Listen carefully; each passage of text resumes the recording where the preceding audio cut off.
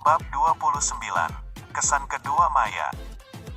Kamandanu lelah dan tidak menyadari bahwa Martha sudah bangun sekali. Dia menarik selimut menutupi tubuh Martha dan berkata kepadanya, "Kamu beruntung hari ini, dengan sikapmu terhadapku, tapi aku dalam suasana hati yang baik hari ini." Kamandanu menutup pintu dan sekali lagi membawa pria Parubaya dan Bagas dan pergi. Dia menelanjangi Bagas dan pria Parubaya itu dan memukulinya. Kemudian dia menendang mereka sampai area pribadi mereka rusak sebelum membuangnya di kursi belakang mobil. Ditumpuk di atas satu sama lain. Kemudian, dia mengendarai BMW itu sampai dia tiba di tempat umum, dan memarkirnya di tempat yang sering dikunjungi dan mencolok. Sebelum dia pergi, dia tidak lupa membiarkan semua jendela terbuka. Kamandanu keluar sepanjang hari sementara Maya menjadi sedikit khawatir di halaman. Dia berencana untuk mendapatkan surat nikah hari itu. Tapi Kamandanu masih belum kembali, seolah-olah dia lupa apa yang dia setujui dengannya. Ketika Kamandanu kembali ke halaman, Mita dan Maya sudah tidur. Melihat kedua lampu dimatikan, dia tidak masuk tetapi kembali ke tempat dengan pohon di belakang halaman dan bersemedi. Maya mendengar suara pintu dan tahu Kamandanu kembali. Dia bertanya-tanya apakah dia kembali begitu larut setiap malam dan, setelah beberapa saat, dia mendengar suara pintu Mita. Waktu berlalu dengan cepat selama kultivasi. Kamandanu bangun di pagi hari dan menyelesaikan satu set seni bela diri sebelum mencuci dirinya sendiri. Kemudian Mita bangkit dan menyapa Kamandanu. Namun, sementara dia memiliki ekspresi aneh di wajahnya. Dia segera menyembunyikannya. Dia buru-buru bersiap-siap untuk bekerja dan pergi. Maya yang juga sudah bangun mendengar suara Kamandanu dan Mita di halaman, tetapi menahan keinginan untuk keluar, dan berjalan keluar setelah Mita pergi. Maya melihat Kamandanu merawat bunga-bunga itu dan mengkonfirmasi kecurigaannya bahwa itu benar-benar ditanam olehnya. Pria dewasa sebenarnya suka mengurus hal-hal semacam ini. Dia bertanya-tanya apa. Dia benar-benar merawat bunga atau apakah itu adalah orientasi seksualnya yang berbeda? "Oh, kamu sudah bangun." Kamandanu menoleh dan melihat Maya, tapi tidak menambahkan apapun setelah satu kalimat itu. Setelah jeda lama yang canggung, dia melanjutkan, "Mengapa kamu terlihat sangat buruk? Apakah kamu tidak makan kemarin?" Kamandanu melihat suasana tenang di antara keduanya dan dengan demikian mengambil inisiatif untuk memulai percakapan. Namun, dia tidak berpikir bahwa Maya menggelengkan kepalanya dan berkata, "Saya tidak lapar jadi saya tidak makan kemarin." Ketika Kamandanu mendengar bahwa dia tidak makan kemarin, dia terdiam. Jika dia tidak makan apapun sepanjang hari, itu akan baik-baik saja baginya karena tenaga dalam akan membantunya. Tetapi itu tidak akan sama untuk Maya. Dia bukan seorang pendekar tenaga dalam. Tidak mengherankan bahwa kulitnya sangat buruk. "Mandi dulu, kita akan makan nanti." Kamandanu hanya mengucapkan beberapa patah kata, dan kembali merawat rumput hati peraknya yang berharga. Bagaimanapun, itu adalah asetnya yang tak ternilai. Setelah Maya siap, Kamandanu membawanya ke restoran jalan terdekat dan mengambil semangkuk bubur nasi dan beberapa roti. Melihat nafsu makan Kamandanu, yang makan 2 mangkuk bubur dan 5 roti, Maya kenyang setelah hampir tidak makan setengah roti dan setengah mangkuk bubur, meskipun tidak makan apapun kemarin. "Kenapa kamu harus menikah dengan M?" Kamandanu tidak bisa menyelesaikan kata-katanya sebelum diinterupsi oleh Maya lagi. "Anda tidak perlu banyak bertanya, kamu hanya perlu tahu bahwa ini adalah kesepakatan di antara kita." Itu saja. Sejak Kamandanu mengambil kartu itu darinya tanpa ragu-ragu dan dia mengetahui bahwa dia tinggal bersama Mita, Maya merasa suasana hatinya menjadi lebih buruk. Jika Kamandanu menanyakan pertanyaan ini ketika mereka pertama kali bertemu, dia mungkin akan memberitahu Kamandanu bahwa dia hanya ingin melepaskan diri dari keluarga Laksono. Tapi sekarang, dia tidak ingin mengatakan apapun. Dia akan membayar uangnya dan Kamandanu akan memainkan perannya. Ini hanya kesepakatan sederhana. Setelah kesepakatan, mereka akan berpisah, dan keduanya tidak akan ada hubungannya lagi. Seakan menyadari perubahan nada bicara Maya, Kamandanu tersenyum tipis dan melepaskan topik pembicaraan. dia tidak akan terikat secara emosional dengan wanita itu. Bahkan jika itu adalah pernikahan, itu tidak mempengaruhinya sama sekali. Suatu hari kemudian, akhirnya mereka berdua menikah. Mendapatkan akta nikah adalah hal yang mudah karena mereka hanya membutuhkan kartu identitas dan foto bersama. Kamandanu menghela nafas tentang betapa rumitnya menikah di kehidupan masa lalunya. Tetapi sekarang, dia tidak berpikir semuanya akan sesederhana itu. Namun, dia juga memperhatikan bahwa perceraian tampaknya lebih mudah, begitu sederhana sehingga orang tersebut bahkan tidak perlu datang untuk bercerai. Kamandanu tidak punya waktu untuk menghela nafas. Segera setelah mereka mengumpulkan akta nikah mereka, Betty datang dan akan membantu Kamandanu dan Maya mengambil beberapa foto pribadi. Bab 30. Kehidupan setelah menikah. Kenapa kamu memakai piyama? Seolah memahami apa yang dipikirkan Kamandanu, Betty berkata, "Jika Maya tidak takut, apa yang kamu takutkan?"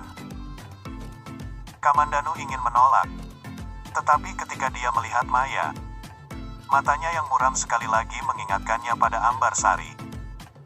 Jadi pada akhirnya, dia tetap setuju. Mungkin di lubuk hatinya yang paling dalam, dia secara tidak sadar melihat Maya sebagai tuannya Ambarsari. Dia mengenakan piyama dan bersandar di kepala tempat tidur bersama dengan Maya. Maya juga mengenakan piyama dan berbaring di samping Kamandanu. Matanya mengernyit seolah-olah dia jijik. Tetapi sikapnya kembali normal dengan cepat. Tubuh Kamandanu tidak memiliki bau yang tidak disukainya, sebaliknya. Itu benar-benar segar, kejantanan samar dengan bau yang hampir seperti bayi membuat Maya sedikit bingung. "Saya sudah memotretnya," tiba-tiba suara Betty memecah suasana canggung di antara keduanya. "Saya sudah menyiapkan gambar-gambarnya, saya akan mengirimnya ke Mila nanti dan membawa salinannya kembali ke Jakarta, mulai sekarang. Anda hanya harus tinggal di sini sendiri untuk saat ini, selama 1 bulan atau lebih. Kemudian, semuanya akan menjadi jelas dan konkret. Aku akan sering datang dan mengunjungimu." Keesokan harinya, berita terbesar bukanlah berita pernikahan Kamandanu dan Maya, sebaliknya. Itu adalah penemuan 2 homoseksual di area umum. Pasangan yang mengendarai BMW namun ketika polisi turun tangan, mereka menyadari salah satu dari mereka adalah putra kepala DPR. Dan keduanya terluka parah, jelas. Seseorang berada di balik semua ini. Meskipun Bagas dan pria lainnya diselamatkan tepat waktu, mereka menjadi cacat mental. Sekarang, masalah ini adalah kasus yang belum terpecahkan. Setelah Betty pergi, kehidupan Kamandanu kembali seperti semula. Dia menemukan bahwa selama dia tidak membawa pulang makanan, Maya pada dasarnya tidak akan makan. Dia tidak tahu bahwa ketika Maya keluar, dia hanya membawa kartu dan dia memberikan kartu itu kepadanya. Sekarang, dia tidak punya uang untuknya. Setelah apa yang terjadi terakhir kali, dia terlalu malu untuk menelepon Betty. Ditambah lagi, Kamandanu mengambil 50 juta darinya. Itu tidak banyak bahkan jika dia makan dengan uang Kamandanu. Kamandanu hanya bisa membeli sayuran dan memasak makanannya sendiri. Namun, dia hanya memiliki 5 juta. Dan setelah membeli jamu dan beberapa barang harian lainnya, dia hanya memiliki 2 juta yang tersisa. Sementara itu, dia melihat kartu Maya. Dia berpikir bahwa dia tinggal di rumahnya dan makan dengan uangnya sehingga tidak masalah jika dia menggunakan kartunya untuk mendapatkan uang. Dia tidak ingin menyimpan sisa uang pada akhir kesepakatan, jadi dia hanya membutuhkannya untuk kebutuhan. Namun, yang membuat Kamandanu kecewa adalah dia tidak bisa menarik 5 sen pun. Apalagi 50 juta dari kartu Maya. Tidak ada alasan lain selain kartu itu dibekukan, meskipun banyak hal tidak berhasil. Ada sesuatu yang baik, dan itu adalah Maya cukup menyukai masakan Kamandanu. Dia sebenarnya makan cukup banyak setiap kali yang membuat Kamandanu lebih mudah. Ditambah lagi, dia Dia tidak memiliki kesan buruk terhadap Maya dan bahkan merasa bahwa dia baik. Jadi dia juga tidak ingin melihatnya kelaparan. Maya sangat aneh, meskipun Kamandanu membeli sedikit sayuran di rumah. Ketika Kamandanu mulai memasak, dia sebenarnya makan lebih banyak, mungkin karena masakan Kamandanu cocok dengan seleranya. Hanya seminggu kemudian, dia mengetahui bahwa dia sedikit lebih gemuk dari sebelumnya. Di sisi lain, apa yang membuat Kamandanu paling bahagia adalah bahwa rumput hati perak miliknya akhirnya matang dan benihnya siap untuk dipanen. Kamandanu dengan hati-hati mengambil 39 biji rumput hati perak dan mie. Masukkannya ke dalam botol giok yang dia siapkan sebelumnya. Dia tidak ingin menanamnya di halaman ini lagi karena dia tidak akan tinggal di sini selama 2 tahun, setelah semuanya diselesaikan di Sin. Dia akan segera meninggalkan Surabaya karena dia merasa bahwa Surabaya tidak lagi cocok untuk dia tinggali. Setelah mengambil 39 biji, Kamandanu mulai menyiapkan rumput hati perak ini. Dan memanfaatkannya sebaik mungkin adalah kuncinya. Dia bahkan mungkin mencapai tahap kedua dari pemurnian tubuh berkat itu, dengan sisa 2 juta. Kamandanu menghabiskan lebih dari 1 juta untuk membeli bahan medis terbaik yang bisa dia temukan untuk membuat semangkuk sup dengan rumput hati perak. Maya meminta Kamandanu untuk membawakannya beberapa buku dari perpustakaan setiap kali dia keluar. Dia jarang meninggalkan rumahnya dan biasanya tinggal di halaman membaca buku ketika Kamandanu merau. Bunganya, dia juga menonton dalam diam, dan ketika Kamandanu membuat sup herbal, dia juga menonton tanpa bersuara dan tidak pernah bertanya apapun.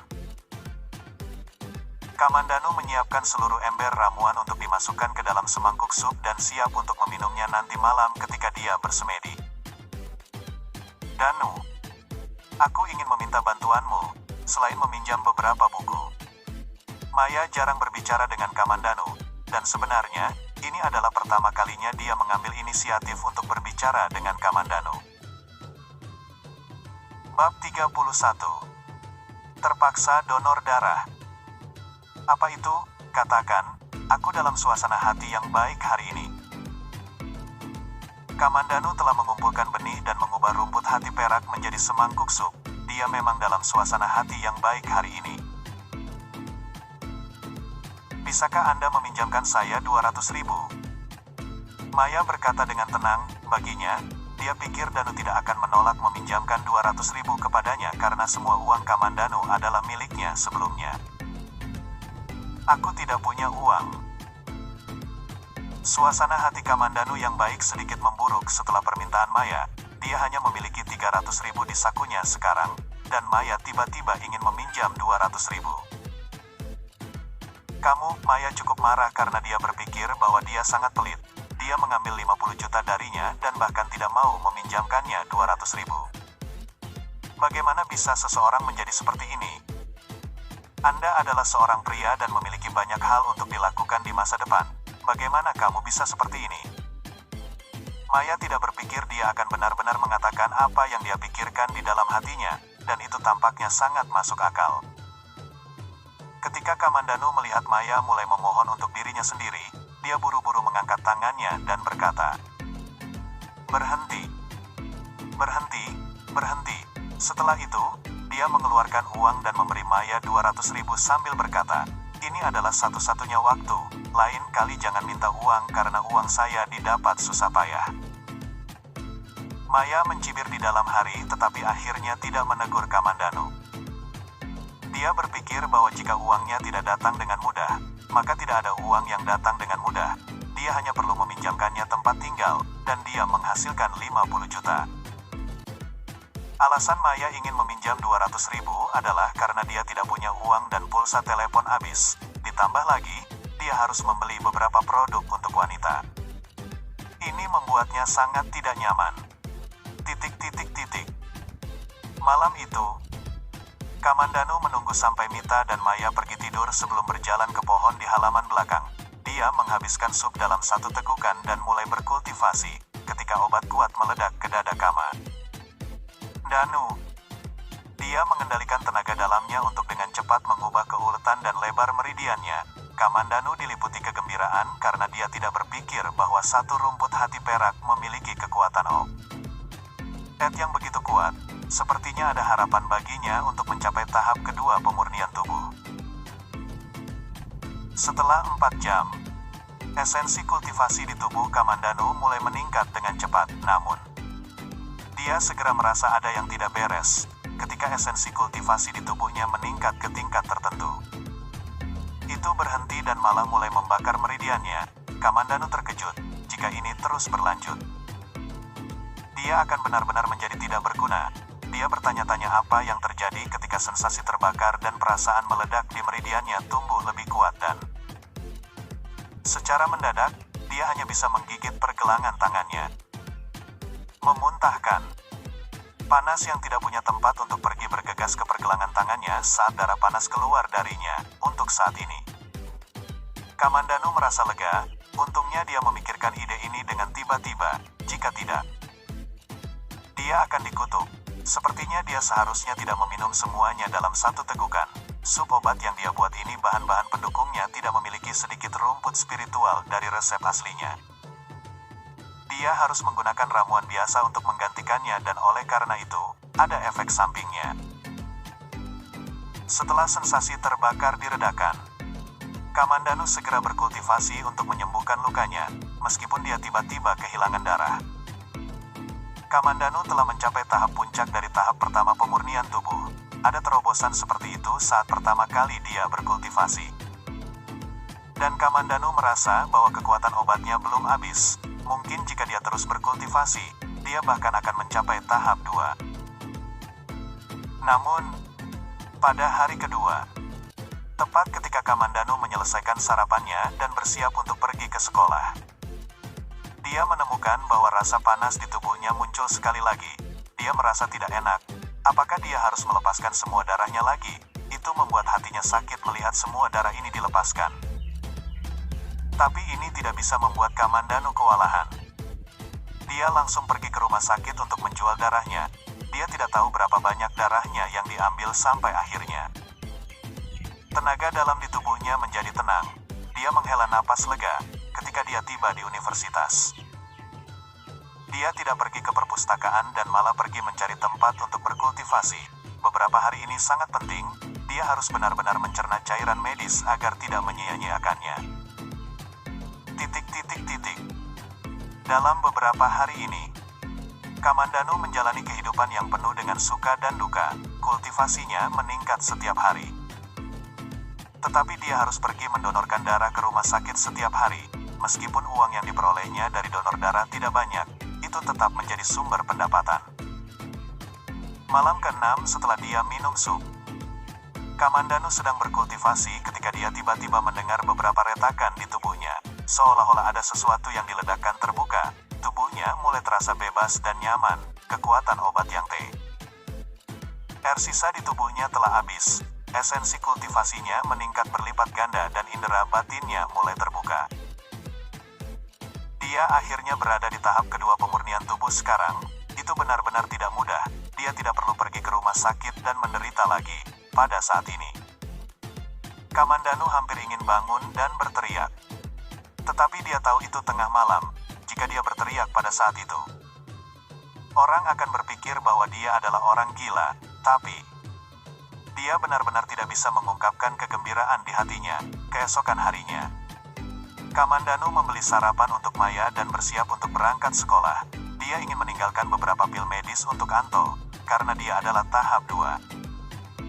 Itu berarti dia akan segera pergi. Anto adalah temannya. Jadi sebelum dia meninggalkan Surabaya, dia akan membuat beberapa pil obat untuk keadaan darurat. Awalnya, Kamandanu berpikir bahwa setelah dia menikahi Maya dan merilis beberapa foto mereka yang diambil bersama, akan ada masalah baginya. Namun yang mengejutkan setelah hampir setengah bulan, dia tidak menemui masalah apapun. Ini membuatnya secara bertahap santai. Danu, Maya menghentikannya saat Kamandanu hendak keluar dari pintu. Begitu Kamandanu mendengar ini, dia tahu itu tidak akan baik. Terakhir kali dia menghentikannya, dia kehilangan 200.000. Apa yang akan terjadi kali ini? Namun, Maya telah memanggilnya, dan dia tidak bisa berpura-pura tidak mendengarnya. Dia menoleh ke arah Maya, dia masih secantik Dewi. Satu-satunya perbedaan adalah fisiknya sedikit lebih montok. Tampaknya masakannya selama periode waktu ini bertanggung jawab untuk itu. Jika orang asing ada di sini, dia akan mengira bahwa dia datang untuk liburan, dan tidak mencari suaka. Saya memiliki teman sekelas yang datang. Dan dia adalah seorang jurnalis. Anda harus tahu tujuannya, meskipun saya benar-benar tidak ingin pergi makan dengannya. Saya masih di bawah pengawasan orang lain. Bisakah kamu datang untuk makan dengan teman sekelasku dan aku malam ini? Wajah Maya kembali tenang sebelumnya. Aku tahu cara memasak, jadi mengapa pergi makan di luar? Pikiran pertama Kamandanu adalah memasak di rumah akan menghemat uang. Kamu, Maya menggelengkan kepalanya dengan tak percaya. Bukan karena dia membutuhkan wajahnya, dia hanya ingin memastikan kehidupan pasangan mereka lebih realistis di mata orang lain. Oke. Aku akan datang malam ini, kata Kamandanu lemah dan berbalik untuk pergi.